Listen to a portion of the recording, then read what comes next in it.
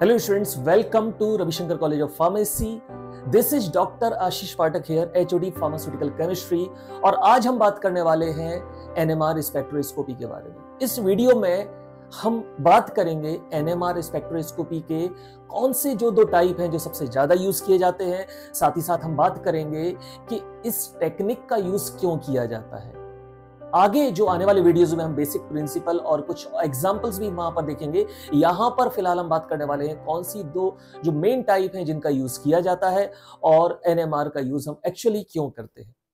तो शुरुआत करते हैं हम एनएमआर स्पेक्ट्रोस्कोपी। एनएमआर स्पेक्ट्रोस्कोपी की अगर हम बात करें, दो टाइप की जो टेक्निक है वो सबसे ज्यादा यूज की जाती है, एचएनएमआर और दूसरा है C13 NMR। दो टेक्निक सबसे ज्यादा यूज की जाती है, HNMR और C13 NMR। HNMR की हम यहां पर बात करें, HNMR this is also known as hydrogen NMR या प्रोटॉन NMR भी हम इसको बोलते हैं, या इसको हम प्रोटॉन मैग्नेटिक रेजोनेंस भी बोलते हैं, PMR। इसी तरह से C13 NMR को हम कार्बन NMR भी बोलते हैं या CMR भी बोलते हैं या कार्बन मैग्नेटिक रेजोनेंस भी हम इसको बोलते हैं। तो HNMR और C13 NMR ये दो टेक्निक है जो NMR में सबसे ज्यादा यूज की जाती है। Okay, HNMR proton NMR। Proton NMR की अगर हम बात करें,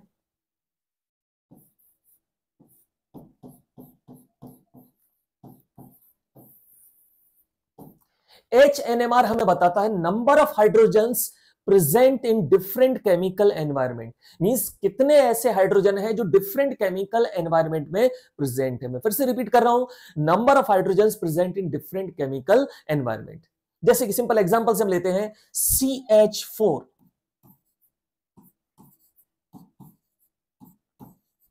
तो यहां पर अगर आप देखें, चारों हाइड्रोजन एक ही केमिकल एनवायरनमेंट में प्रेजेंट है, कार्बन से जुड़े हुए हैं, एनवायरनमेंट क्या है, सेम है। चारों हाइड्रोजन एक ही केमिकल एनवायरनमेंट में प्रेजेंट है। तो ये HNMR में, प्रोटॉन NMR में कितने सिग्नल देगा, एक ही सिग्नल देगा। ओके, एक और एग्जांपल अगर हम लें यहां पर, एथेन। यहां पर भी अगर आप देखें तो 6 के 6 हाइड्रोजन एक ही केमिकल एनवायरनमेंट में, चाहे इस तरफ के कार्बन को अगर आप देखें, इस तरफ के कार्बन को अगर आप देखें, तो उनका केमिकल एनवायरनमेंट क्या है, सेम है। और अगर केमिकल एनवायरनमेंट सेम है, means it will also give one signal in HNMR।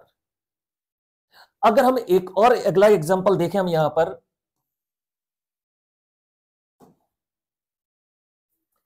CH3 CH2 Cl, chloroethane.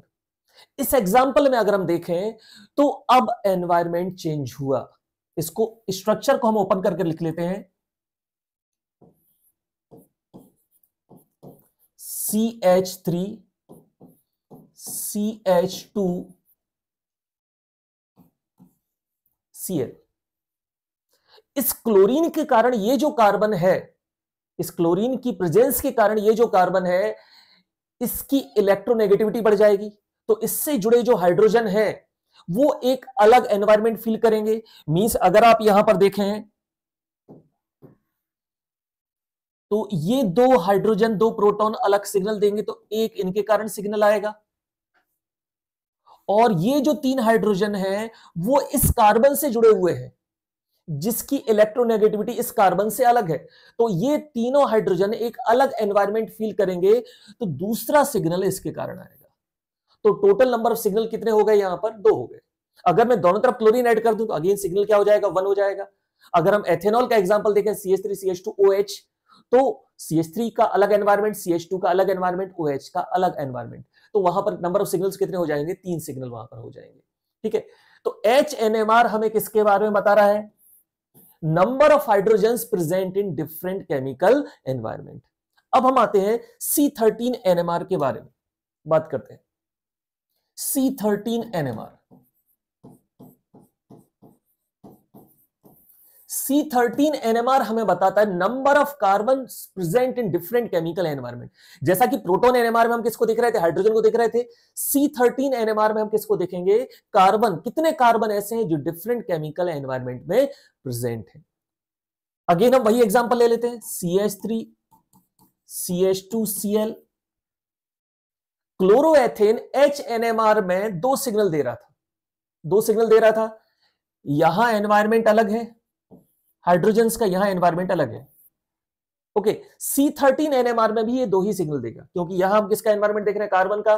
तो ये जो कार्बन रहेगा ये अलग एनवायरमेंट फील करेगा, ये वाला जो कार्बन रहेगा ये अलग एनवायरमेंट फील करेगा। तो यहां पर नंबर ऑफ सिग्नल्स कितने आ गए, 2। ओके, लेकिन अगर हम एग्जांपल देखें अगला, CH3 CH2OH, HNMR में ये 3 सिग्नल दे रहा था, एक इसके कारण, ये हाइड्रोजन अलग एनवायरमेंट में है, ये 2 हाइड्रोजन अलग एनवायरमेंट में है, और ये 3 हाइड्रोजन अलग केमिकल एनवायरमेंट फील कर रहे हैं।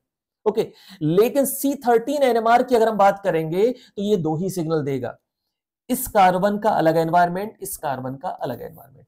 इसी तरह से अगर हम C13 NMR की बात करें तो एथेनोलामीन,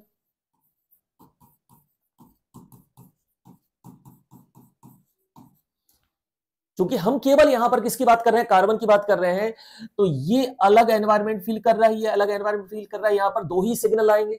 जबकि प्रोटॉन NMR में ये कितने सिग्नल देगा, 4 सिग्नल देगा।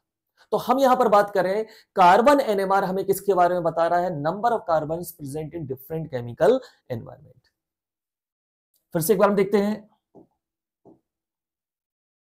NMR स्पेक्ट्रोस्कोपी की हम बात कर रहे थे, HNMR, प्रोटॉन NMR हमें क्या बता रहा है, number of hydrogens present in different chemical environment. C13 NMR हमें क्या बता रहा है, number of carbons present in different chemical environment. ये हाइड्रोजन के बारे में बता रहा है, ये कार्बन के बारे में बता रहा है, ये हाइड्रोजन के बारे में बता रहा है, ये कार्बन के बारे में बता रहा है। HNMR बता रहा है हाइड्रोजन के बारे में, C13 बता रहा है कार्बन के बारे में। तो NMR किसके बारे में बताएगा, हाइड्रोजन कार्बन, हाइड्रोजन कार्बन मतलब किसके बारे में बताएगा, हाइड्रोकार्बन। तो NMR का यूज कहां किया जाता है, स्टडी ऑफ हाइड्रोकार्बन्स। और हमारे जो अधिकतर स्ट्रक्चर है उनका बेसिक स्केलेटन किससे मिलकर बना होता है, हाइड्रोकार्बन से।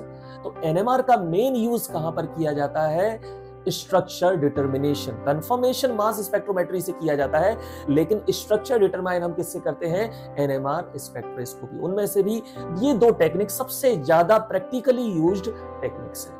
तो इस वीडियो में फिलहाल इतना ही, आगे हम और भी एनएमआर से रिलेटेड या स्पेक्ट्रोस्कोपी से रिलेटेड या एनालिसिस से रिलेटेड हम आगे के वीडियो में बात करें। चलिए तो मिलते हैं नेक्स्ट वीडियो में, तब तक सीखते रहिए, अपने आप को बेहतर बनाते रहिए। Thank you.